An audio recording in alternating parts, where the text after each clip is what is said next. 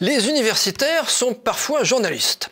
C'est le cas de Dominique Régnier, progressiste et libéral, mais en évolution. Très présent dans les médias, Dominique Régnier est un habitué des think tanks.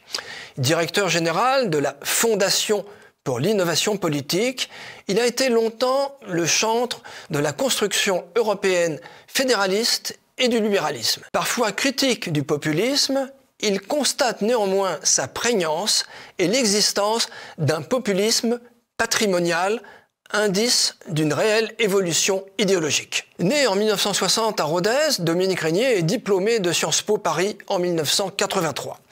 Il y soutient son mémoire de DEA ainsi qu'une thèse de doctorat. Il est également agrégé de sciences politiques. Depuis 2008, il est le directeur général de la Fondapol, ce think tank qui se définit comme, je cite, « libéral, progressiste et européen » a longtemps été considéré comme la boîte à idées de l'UMP avant de s'en éloigner. À l'automne 2015, il est tête de liste sous les couleurs de l'UMP aux élections régionales dans le Languedoc-Roussillon. Élu, malgré le peu de soutien de l'UMP local, son élection sera ensuite invalidée. Il sera professeur à Nice, puis à Sciences Po, où il a dirigé l'Observatoire interrégional du politique et le 3e cycle de marketing. Il y a également été directeur de DESS.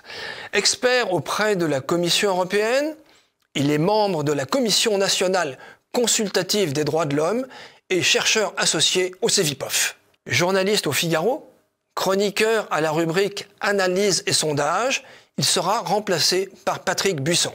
Il sera ensuite surtout présent dans la rubrique Opinion. Nombreuses, très nombreuses contributions au Figaro, à Libération ou au Monde. Il a animé entre 2011 et 2012 une chronique sur France Culture, Le Monde selon Dominique Régnier.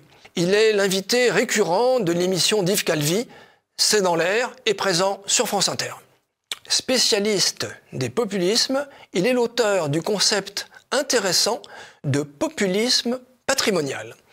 Il constate que les classes populaires de souche européenne, en clair les Blancs, ne votent pas seulement en fonction de l'économie, mais aussi par attachement à des valeurs traditionnelles que le camp progressiste condamne.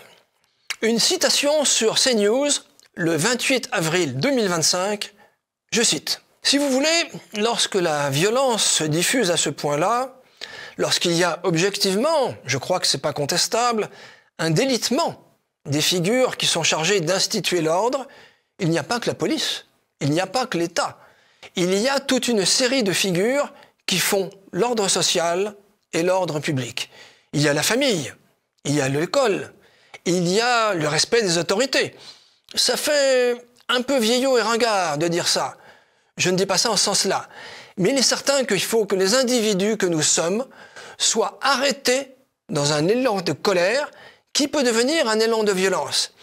Il faut qu'ils soient arrêtés par une forme d'impossibilité interne, d'interdit, le sentiment que ça ne se fait pas ou j'ai quand même peur de me faire attraper. C'est-à-dire que nous sommes au bout de ce que peut faire un État libéral, démocratique, et que sa propre population est capable d'accepter. » Fin de citation. Une déclaration assez peu progressiste, qui constate l'épuisement du modèle libéral et un positionnement politique qui évolue. Camarades, encore un effort.